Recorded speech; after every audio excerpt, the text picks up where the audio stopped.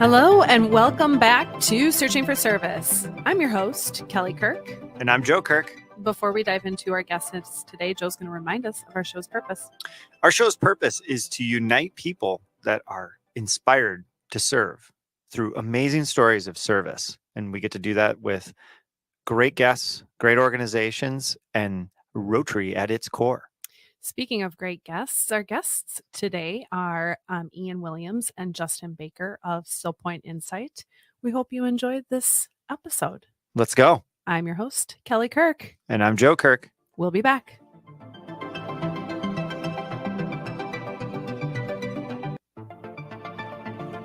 Hello and welcome back to Searching for Service, brought to you by Rotary District 5950. I'm your host, Kelly Kirk. And I'm Joe Kirk. Before we share who our guests are today, Joe's going to remind us of our show's sponsor.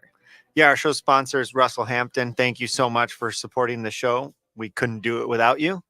And Russell Hampton's the largest printer for Rotary. They do everything. It's pretty amazing. Actually, I see their stuff all over the place now. Like, it's really funny now that I see it. It's like the reticular activating system has been triggered and I see it everywhere. So if you're looking for printing services, think of Russell Hampton. They're amazing. They've got some amazing stuff. So thank you. That was wonderful. Thank you. So in studio today, we have guests. It's always nice to have individuals come in to visit us. It's kind of rejuvenating.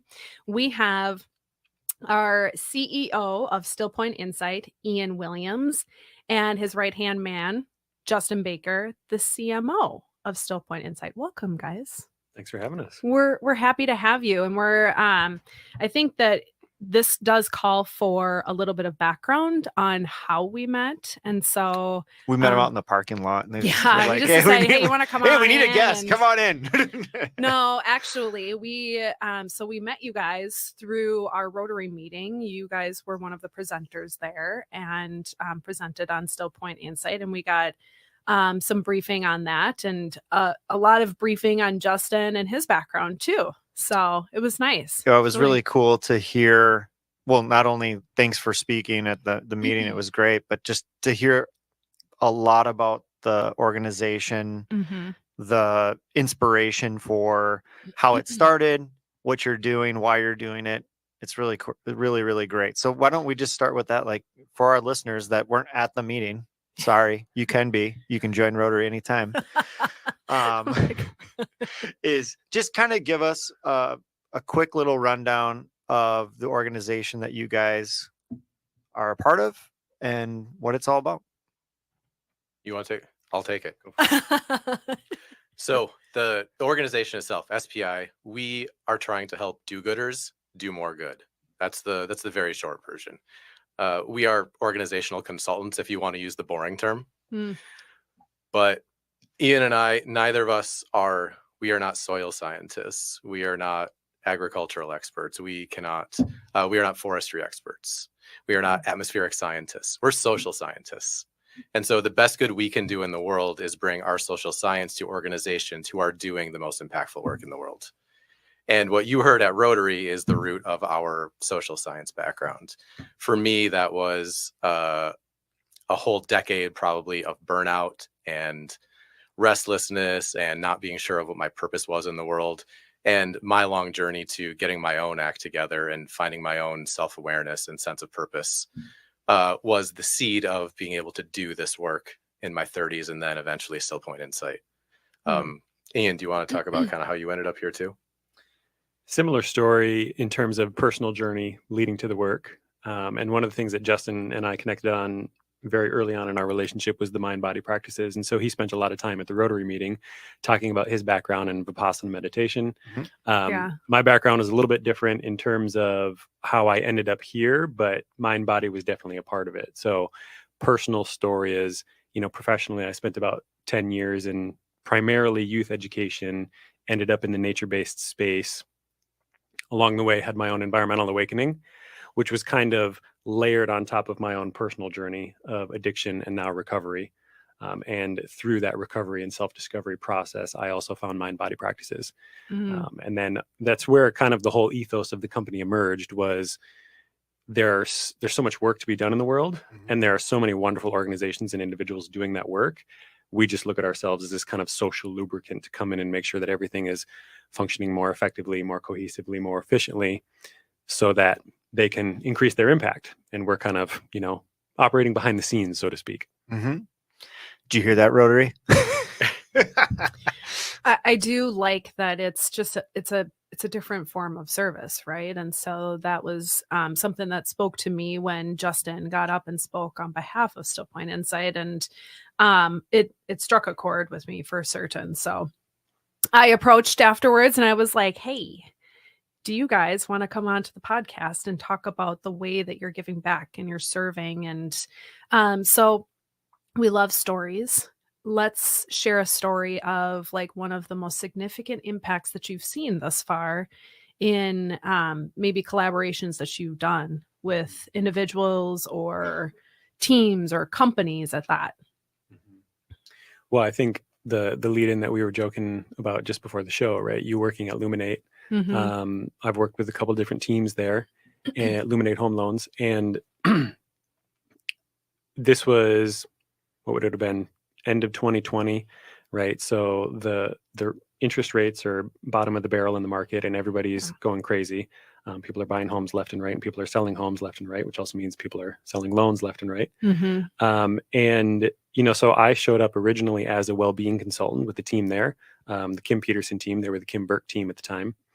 And Kim said, we're working 80 hours a week, and this team is giving so much to this business and this company, and we're being compensated well, but our well-being is really Yeah. it's taking a hit. And so I showed up originally as a well-being consultant, considering that was their need at the time. And it took a week and a half to realize there's so much effort going into just making this thing move and stay afloat, that the well-being is almost impossible to actually access in a sustainable way until we fix some of the work processes and systems. Mm. And so, to make a long story short, over about 3 to 6 months of work, we took that team from 75 hours down to about 40 a week. Wow. And so now we've got some space to have a more sustainable conversation about well-being, right? And I guess the long story over the arc of the last couple of years is that team eventually decided that they would leave, and Kim has now started the first ever 100% female-owned brokerage in the state of Minnesota. So, success story there. Fascinating. Yeah, very fascinating. And that is a success story. And I think and reflect back just being in that space. And at that time, like it did feel like as soon as the sun was rising, you would need to be at your laptop.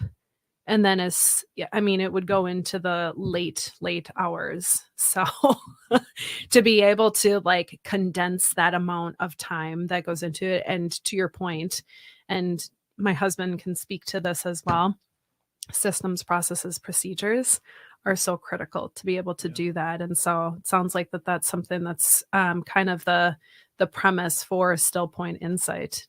Yeah, I mean, the backbone of the company has been, since the beginning, again, there's so much wonderful work being done in the world, and also being a part of mission-driven organizations over, my professional career, I just felt like there's a lot of chips being left on the table, right? Mhm. Because of operational inefficiencies, or because of a lack of alignment, or a lack of strategic direction, or a lack of employee well-being and engagement. I mean, there's so many different things that can hinder an organization. And yet there are, Justin and I obviously love having these conversations. There are simple tactics that any organization can implement to right the ship in rather short order. And, the mission-driven leaders out there who are starting organizations, it's this kind of classic entrepreneurial conundrum of the baker doesn't know how to run a bakery. They started the bakery because they love baking cakes, right? And so how do we give them the skills to run the bakery efficiently so that they can do what they love, and everybody else can be, so that work can actually contribute to their well-being in the process. And so, I was doing that well-being work at the same time Justin was doing his well-being work, and then I realized he's much better suited to do it than I, because I'm much more of the systems process guy. So, Joe, maybe you and I could have some interesting exchanges. It's interesting though. You learn to be a systems processes person, regardless if you want to or not. I mean, I don't know what your journey looked like, but like I had a similar experience in the last 4 years, right? Like where I went through the same market and had to balance life, and you figure out what's enough, you figure out what's important, you figure out why it's important, you figure out Yeah. what are the things that fill up your cup, because you can't fill anybody from an empty cup. These are probably things that you hear all the time, but it's fascinating how systems and processes are at the core of that. And Yeah. I mean, it puts your mind in autopilot versus schizo everywhere. Like, because I'm sure that that's what you see a lot when you go into organizations, is that there's just no concise directionality. It's just, there's people bouncing around in 50 different directions, and it's not going anywhere because they're all working against each other in some way, shape, or form. Maybe not intentionally. It's one of the many things we see. Yeah. And that is, I would say, one of our core insights as a team, that we recognize that well-being or lack thereof can often have its roots in other places, such as systems. And that's just our personal experience doing those interactions. But one thing I want to say, if there's anyone listening who's saying, oh man, that sounds like the place I work, I do want to say that there's nothing wrong with that. Like, this is usually something that happens when you start from that place of, wow, I have a definitive purpose. Mhm. Nothing happens at all unless you can see the impact you want to have and you start working towards it. And at the point when I come to work with an organization, or the two of us come to work with an organization, they're saying, we're dying here, we're all stressed out, please help us. Right? They've already done a lot of things right?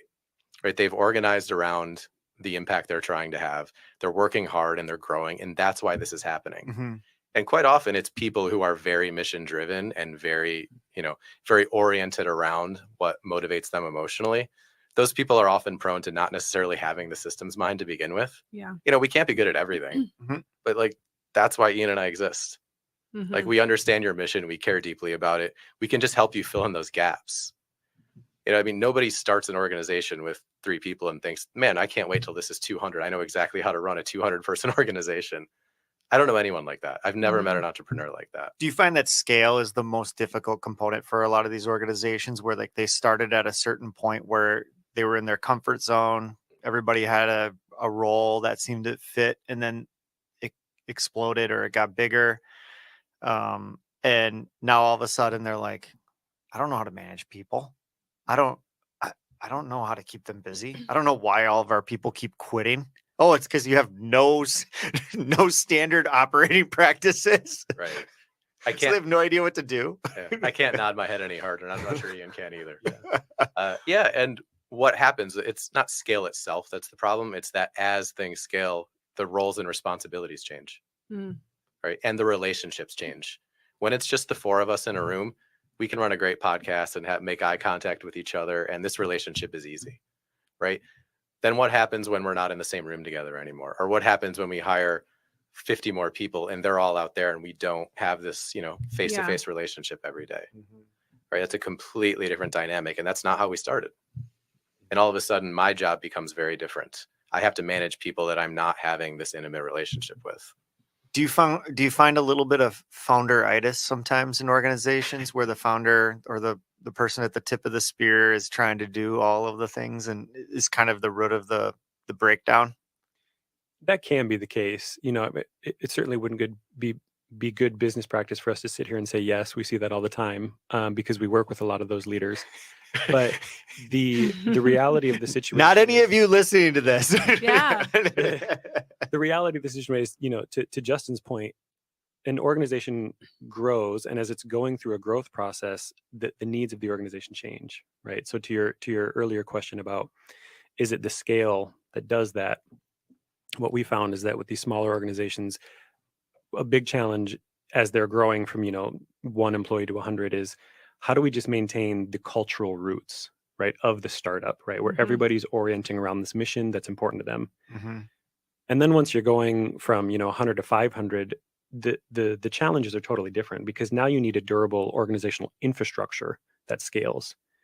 And so there's these different transition points in an organization's life, right? And to your point, or your question, Joe, one of those is, what is the role of the leader or the founder in that organization, right? And part of what Justin and I bring is this: we're just trying to bring some self-awareness to the organization itself. and to do that in a way that not only creates a safe space, but creates a space that is conducive to leaning into that discomfort, Mm-hmm. right? And so some leaders are simply prone to being very self-aware, right? And to recognize that the way to lead is actually to serve, to bring it back to the right topic of the podcast here. And, you know, certainly there are founders out there that might have a case of the founderitis, but the reality is at the core, they still started it for a reason, right? And if that reason was service, then we want to help be a part of that service. Well, and for our listeners, I mean, you can kind of understand why we had you guys on here. Like, I mean, Rotary is going through a really interesting organizational shift, and it's just been so powerful to listen to you guys and present some information on, you know, what you see as challenges as you're going into organizations, and how do you get out of that, and how do you continue to foster growth? How do you continue to acknowledge all seats at the table too? You know, because I mean, Rotary as an organization is getting younger, and that divide as an age group is very interesting. I mean, even at the club level, but I mean, you see it play out at the district and Rotary International level, where, I mean, this podcast is a perfect example. We say it all the time. This is an example of something that is desired by people our age, but we're explaining it in the meetings sometimes, and they're like, what's a podcast? And but that's realistically what the barriers are, right? Is the difference between somebody that has no idea what a podcast is and somebody that's thirsting for it. And then you think about it, we have to raise money for this, right? And so depending on who's at the table for raising money, do they even understand it? Do they understand the impact? Do they understand where Rotary is trying to go versus where Rotary is? So I just want to kind of bring our listeners along with us, because I think we're like in gear 4, because, you know, we've heard you talk, and then we've talked a little bit before the show, is to kind of understand the purpose of having you guys on the show, and then also how impactful this can be to Rotary, just to listen and to understand that there is going to be similarities between Rotary and these examples that you're going to use, you know, throughout this podcast. So was that helpful, audience? Say yes. People are in their If cars not, right that was now, just like my nodding and saying 30-minute yes. monologue there. No, it was. I thought that was a good little tie-in, and so a good parallel, if you will. Yeah, I hear what you guys are saying, and for service organizations which are a little more decentralized, which I assume Rotary is. Yeah, no. No? Yes and no. Like, it is and it isn't. Like, it's very interesting. The structure of Rotary is incredible. Like, I guess the best way to put it is things flow down well, flow up could use some work, in my opinion. You know, for those that are listening, you can disagree with me or not, but truly, like, it flows from Rotary International and it diffuses down. So when you talk about those structural components of a large organization, they have those. But what's happening is the bottom of that organization is really beginning to change a lot. Yeah. And the way it's made up. I mean, we've changed the functionality of how clubs operate. We've got cause-based clubs, which are completely different than the club that you were in. It's, you know, we have a veterans club, we have a LGBTQ club, we have a global travelers club. And so these people geographically don't matter, but they all like to travel. And so that's how they coordinate. That's how they serve. So all of those dynamics are changing within Rotary. And it's just so fascinating to hear it through your lens, like why that's important to listen to, and how to effectively bridge those gaps too. Yeah, I mean, it sounds like regardless of what all the different little pieces of Rotary are doing, they're all working toward a mission. Yeah, and so again, you have a lot of people who care about what they're doing, but like, what are the structures that are going to allow those pieces to coordinate effectively toward that purpose, to channel their energy? And yeah, from the sound of things, that's not necessarily an easy task. An organization that's as wide ranging and you know, global. I mean, my understanding is it's a huge global organization at this point. Yes, it's the largest service organization in the world. Yes. Okay. So what I read was true. Yes. Yeah, and that was actually the reason I brought that Vipassana example to Rotary, Mhm. because I mean, in addition to telling my own story of, you know, the impact of self-awareness and how that turned me into a person of service, I also thought, as I went through my own training, like what a fascinating organization this is, and how that mission is distilled. I mean, like I said, the mastermind behind the whole thing has been dead for over 10 years. Yeah. And that organization just keeps humming along. And that mission remains incredibly pure because of how they have structured it. And no other organization could probably organize itself in that way. I did a little bit of a deep dive into it. You I did? was like, oh my gosh, it's pretty incredible. We'll And, you know, provide like, some resources Yeah. too on the show page when Yeah. we air this episode. Well, if you don't mind me asking, could you name like one thing that you thought was really interesting about it? Well, I will say that the component of like what I was reading was that you don't pay. Like you do not have to pay, and they do not allow you to pay until after you have successfully gone through 10 days for this silent retreat, which that in itself, like I am actually quite interested. I haven't even shared this with my husband. I'm like quite interested with it. Uh-oh. I know it's like 10 days. I'm like, can I afford to be gone for 10 days? You can. For my well-being, yes. I would recommend 12, honestly. With the right systems, in place, you can be gone for 10 days. Yeah. There you go. I like that tie, Eddie. That's good. Yes. But just back to that. And you don't even have to make a contribution. They're like, if you want to, but it's all off of volunteerism. And that's incredible. It's absolutely incredible. Like out of the goodness of people's hearts, they are going, I'm going to be here for 10 days. I'm going to be in support of this.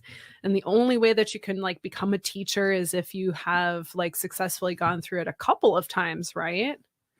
Yeah. And how you become a teacher is even wilder, because I was actually, and this is not like publicly posted on their website. I actually asked, I was carpooling to a center in Illinois with a more senior service team person, a server.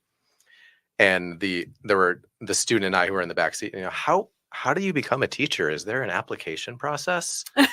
And that's exactly how the person driving the car acted. Oh no. Yeah. If you were interested in becoming a teacher, that would disqualify you from becoming a teacher. Fascinating. Because that suggests that there's ego involved, that you're seeking status. Yeah. Ian is nodding his head. He knows exactly what I'm talking about. Yeah, I mean, I'm thinking about how Yeah. This is something that we face often, where it's like, well, okay, you both have these mind-body backgrounds and you both have these personal transformation journeys. How does that qualify you to do this work in an organization? Incredibly well so, by the way. Thank you. But there's an analogy floating through my head right now, which is, so if I can try and draw a parallel here between mind, body, and organizations themselves. If you think about mind, body practices, many of them are around orienting us to having awareness around the five senses, right? And so we're all familiar with these five senses. And yet how many of us take the time to think about how the fact that each of the five senses is actually oriented outward, right? They're outward sense perceptors, right? And so there's nothing really well designed in the human body to observe the human body. So this is why these mind-body practices are really relevant, right? It's why they can be so powerful and transformational, because they give us the ability, the skills to perceive inward, which is an entirely different terrain, right? It's an entirely different landscape. And I think there's hopefully an elegant analogy here between the same thing that's happening in organizations, right? To your earlier question, Joe, about like leadership and these systems, and an organization isn't necessarily well designed to perceive within itself. Sure. Because it is mission centric. Yeah. It is trying to serve, right? It has customers or a need that it is trying to meet in the outer world. And so one of the ways that Justin and I sometimes talk about this internally is like, we just become those outside sense perceptors, right? It's easier for us as the neutral third party, so to speak, to look into an organization and to understand, efficiencies or lack thereof, and maybe discrepancies or gaps, because we are not in the organization. We are not a part of it. And so that gives us a unique perspective, but it's also part of what we're trying to bring into our work, right? Is if we can build this level of self-awareness with every individual within the organization, now the organization itself becoming much more resilient, right? And so there's also this kind of nature parallel here too, right? Something I say all the time is that diversity in nature is actually what creates resilience. Mhm. And so we're trying to create that diversity in a healthy way, not only within ourselves through these mind-body practices that we practice individually, but also within the organizations that we're working with. How do we create that level of, diversity and resilience through awareness? It's interesting. I heard a really great quote recently, and it was regarding letting go. And he more or less he talked about letting go allows the ego to rest. And I was like, ooh, because like I struggle with ego all the time, and I'm actually kind of a smart ass, right? Like, and I kind of play the devil's advocate side, like, oh, I hate being right all the time, and like, whatever. And I'm just trying to be funny, but it's what's really funny is like, but there is a piece of it is like, yep, I'm right, and there's that ego component, and I bet that a lot of your work is helping people identify their own egos and how it interacts with other people's egos. Because when you have a lot of tension within an organization, it could be that you have very similar egos battling for the very same things, or they're just against, and they just don't understand each other. And so like just letting go and being able to go, like the idea when you said, I don't know if I can break away for 10 days. Like your world's going to fall apart in 10 days. Like, are you giving, or do I have the permission? Oh, you always have permission. I'm going to come back to you guys enlightened. Okay. Yes. Follow-up pod after Kelly has completed her 10 days. I mean, in all seriousness though, I was reading through it, and I like, after you had come to our Rotary meeting and you talked about this 10 days, I was like, I could totally do that. And I need to do it. I need to do it. And then when I started like reading through everything, like I did a deep dive, and it's just over in Menominee and it's not too far away. Yeah. And then I was like, ooh, that's 10 days away from my baby doll, our daughter. I'm like, I can do the breakaway from him. That's fine. But from her, I'm like, I'm just not She's like, sure. I actually need it. No. And we can talk man. off air more about it. But I mean, it's interesting because to kind of bring this to the realities of life now, it's like, we're just kind of being bombarded all the time with all of these things, whether it's on a professional platform, or it's on a social platform, or this or that. And you think about it, it's like our brains just need that break. I mean, 10 days. Think 10 really days. think about this. Like I really liked it reading your bio, by the way. And I'm talking to Ian. And he sent it an hour before the show. So I was well. No, it's okay. It's okay. Actually, the little secret to the show is, one of the secrets to the hosts is we try not to be too informed, because we can allow the conversation to go places where otherwise, if we're trying to follow a very succinct path, you can miss those really special moments. And look at cultures all over the world. You've got Aborigines that do walkabouts, right? They leave and they go. Like, think of biblical stories. You think of all of these things over and over again. People leave and come back, and they have a moment of silence with themselves, or just time with themselves, and come back. And the power around that, of that self-awareness, like what you guys are saying, is, and you think about how difficult it is to unplug from our society. Like, either it's, I can't miss a day of school, I can't miss a sports event, I can't miss a day of my child, I can't miss work, or this appointment or that appointment, and we convince ourselves that we're at the mercy of everything else, when the reality is until you figure that out, you will be at the mercy of all of that. And I would love to hear just a little bit more about, how did you guys discover that in yourself? Because I'm guessing you guys both said the word burnout. That's being at the mercy of everybody else. That's burnout, and trying to convince everybody else that you're the greatest worker, that you're worth something. Like, what was the aha moments for both of you? All right, if I can clarify your question, do you Yeah. mean the aha moment that led each of us to realize, oh man, we need to do something? We need Maybe to... your rock bottom. Let's do that. Is that kind of what you were getting Yeah. at? Well, Okay. I don't know where I was going. I think it's where you go. You want to take it first? No, you don't. Okay. We call that dead air in the business. I'm actually really interested to hear Justin's rock bottom moment. I will do the parts that are safe for radio. Sounds good. Sounds good. So you heard one of the stories at the Rotary meeting where I was very burned out in my advertising career, and I thought I need a new job. And then I walked into what was really a great interview situation. And when the person I was sitting in front of told me, hey, this job is a great fit, it's going to be a lot like your current job. And I got so nauseous, I almost lost it on this poor man's desk. I did not, but I bombed the interview and I realized I cannot be in advertising. And that state of ill ease and restlessness and not feeling well really persisted for about 3 years. I quit advertising and then I moved to Chicago, and I was coaching tennis and freelance writing for a while. But like that feeling wasn't going away. And then it was actually right when I moved to the Twin Cities, there was a bunch of things that happened in a very short period of time. My very good friend from college and my roommate developed a pretty serious mental illness, and I was living with him, and it was really wearing on me. And then a really close friend of mine had his fiance die suddenly. Wow. And then I was, really walking side by side with him through that funeral. And that was really rough. And then Robin, I hope you're not listening, she went through a really rough divorce. And, she's my closest family member. And I flew down to where she lived and was walking through her with that. And what struck me was none of these things were happening directly to me. These were just loved ones in my life.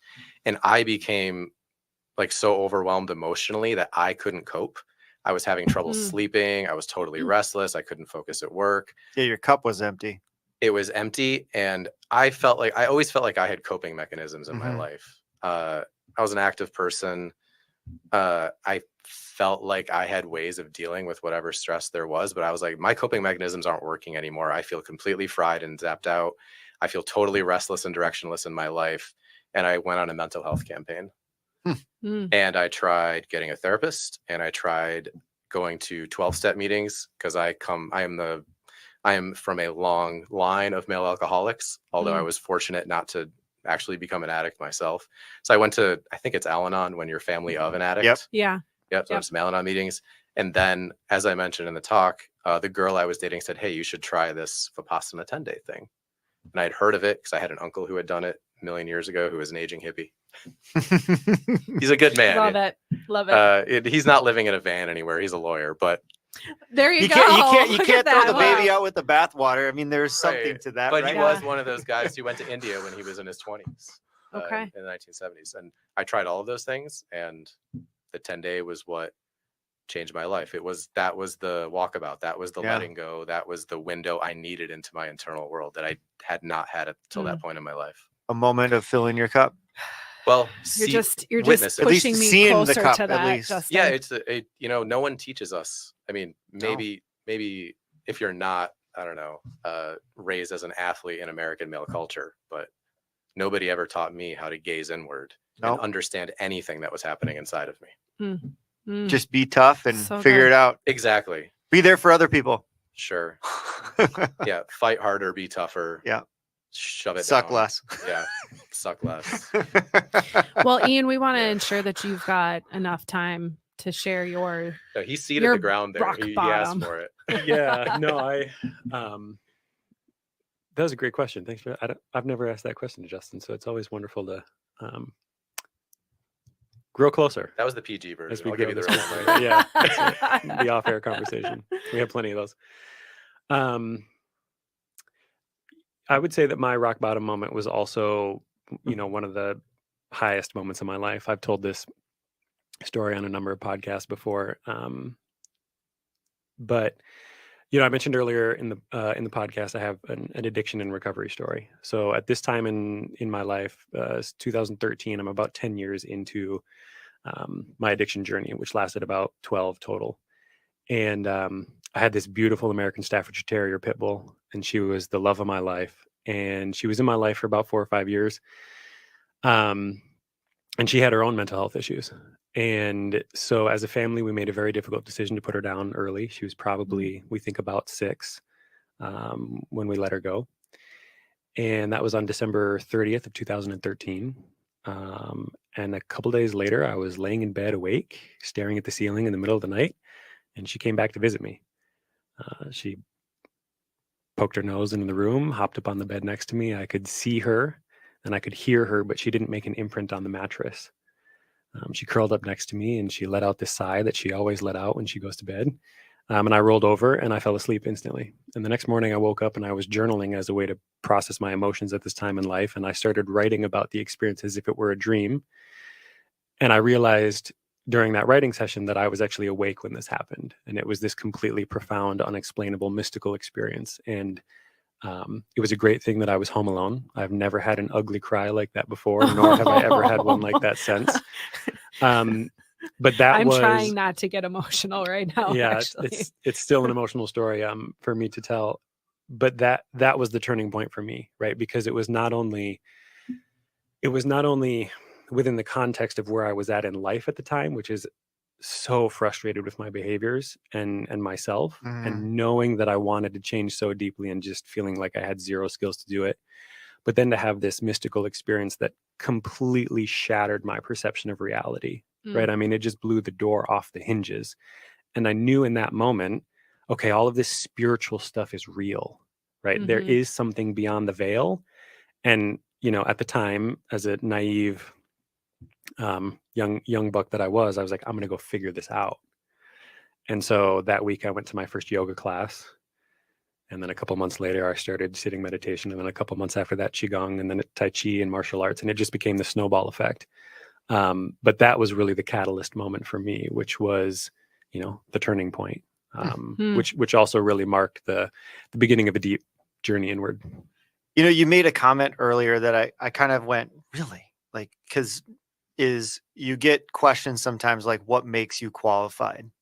And I will take somebody who has walked through hell and figured it out over somebody that has studied every book ever made, that knows Without the much way. trials But or until tribulations. you've walked it, until you've Mhm. understood it, like it's really interesting. Like, I've always had an affinity for coaching and helping other people, and I remember when I took on my coach and he's like, "You're not ready." And I was like, "What do you mean I'm not ready? I know." And he's like, "Yeah, but you haven't done it." Mhm. Damn. Like, so right. And like, as I've done it, I understand why. Like, I understand today what he meant that day. And I was like, man, that's real. That's real. Like, you have to live life. You have to figure this out. You have to have those experiences. You have to be able to, because you run into people probably a lot that think they know, but they haven't walked the journey. And you have, and you can provide that spiritual insight, some of those things that, the ego blinds. Like, that's a big thing for me that I've figured out in my life, is that the ego blinds you badly. Like, you talk about the veil, the ego is the veil for the individual, and it keeps you Mhm. from looking inside. It keeps you from looking it, and it's literally the thing that you wrap over yourself to make you feel better. But and just to kind of, like, as I can't believe we're We need 38 more minutes into time. this interview. It's incredible. We need more time. But kind of the last thing I'd love to hear from you guys is, like, where do you see this going? And like, where do you want it to go? Do you want to have to bring in people just like yourselves in your organization one day and go, man, we're growing so rapidly, we don't even know what we're doing anymore? Yeah. I think what would be wonderful is if there were a place where we weren't even needed. Sure. I don't think we're going to get to that place while we're alive. That is what Mhm. every single service group that comes in here says. We wish. Yeah. So that's So it's so cool to hear that that is a very similar goal for you guys, is to not to eliminate the need for you. Well, you're probably not going to do that. So I like the aspiration. So what's the next step? Like, what's the goal? Yeah. Like, what's the goal of the organization? Well, first of all, it's good to hear that that's what most service people say. And I would say that is definitely a strong indicator of a service orientation. And I'd say that is why, for instance, Vipassana servers are not allowed to be servers until they have completed the course, because it is not until after that 10 days that you have reached that particular orientation where you have overcome your ego and seen your own suffering and recognized suffering in others. And then, oh, the only point of being here is to help alleviate that suffering in other people. That's it. Right. And when you're doing service, that's it.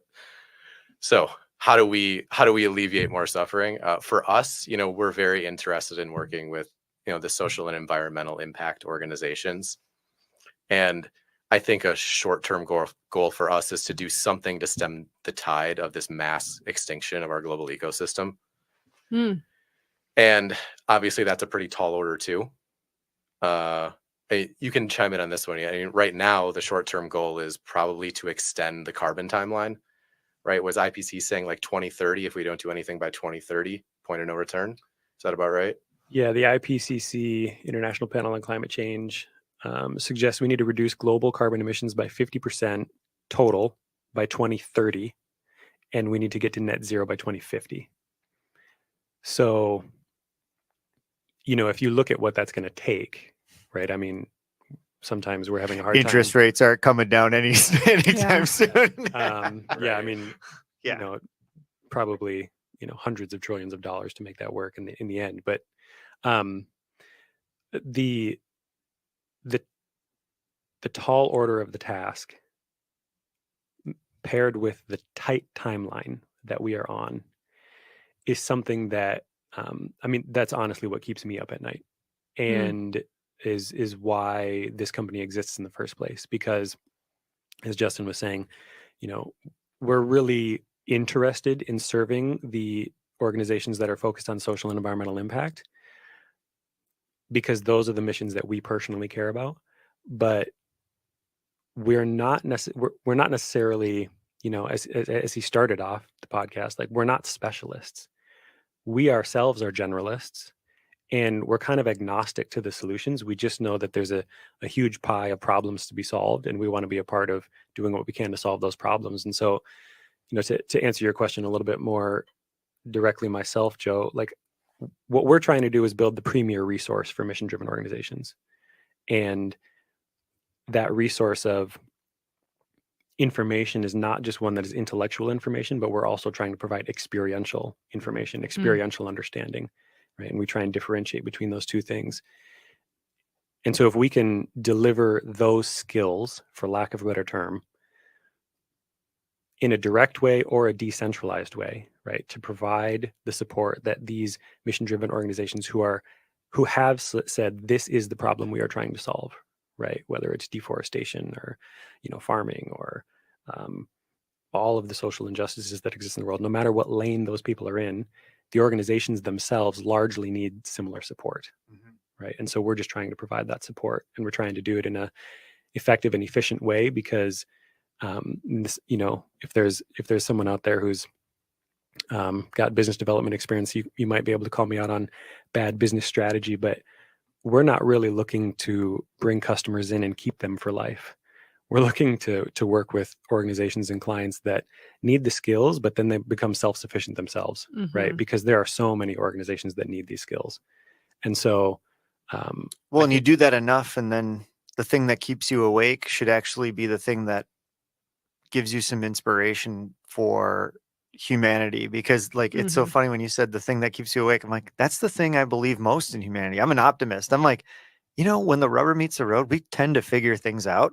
Like, it's always too late. It's always later than we want it to be. Okay. Like, we're always the kid the night before the test. We cram and we pass it. So it's never on the timeline like what you're talking about, where you're like, it'd be great if we just didn't have to deal with this at all. You're right. We'll do the right thing when we've exhausted all the other options. Correct. Yeah. And to notice the eye roll. It's like, to root this in, the Vipassana, which is how this all started, right? Justin's Mhm. talk about Vipassana. It's that ability to practice awareness, right? And to your comment earlier about how it's hard to unplug from our culture. Mhm. Like the convenience and the entertainment are not inherently bad themselves.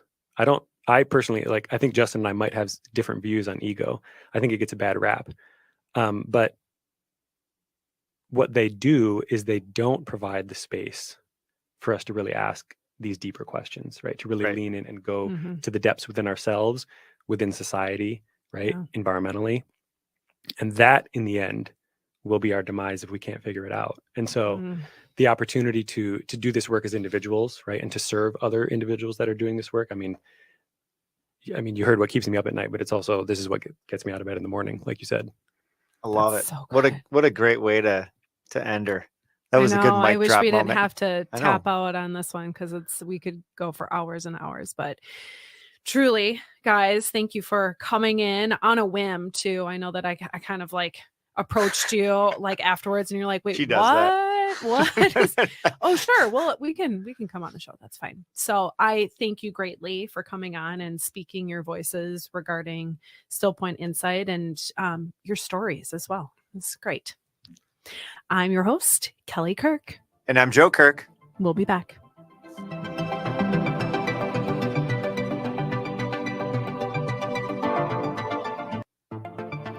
Hello and welcome back to Searching for Service, brought to you by Rotary District 5950. I'm your host, Kelly Kirk. And I'm Joe Kirk. It was a really nice interview. It was great. It's always nice to have something a little bit that's integrated into Rotary a little different. So, they presented at one of the meetings, and, this is the type of speaker that you can expect and different types of things. So, Yeah. And what I very cool. appreciate about their company, Still Point Insight, is that they have what they're integrating is the concept of work-life balance, right? And so they're literally sitting back in their chairs going efficiency, like the systems, the processes, Different. and the procedures to aim towards having more of that work-life Yeah. balance. And you think about how our culture is, especially here in the States. Well, I think it's just simple. Typically, people that don't have good time management skills have a lot of inefficiency in their business. So if you want more Yeah. time for other things, create efficiency in your business. Well, we hope you enjoyed this episode. I'm your host, Kelly Kirk. And I'm Joe Kirk. It's time to stop searching And start serving. See you next time. Bye.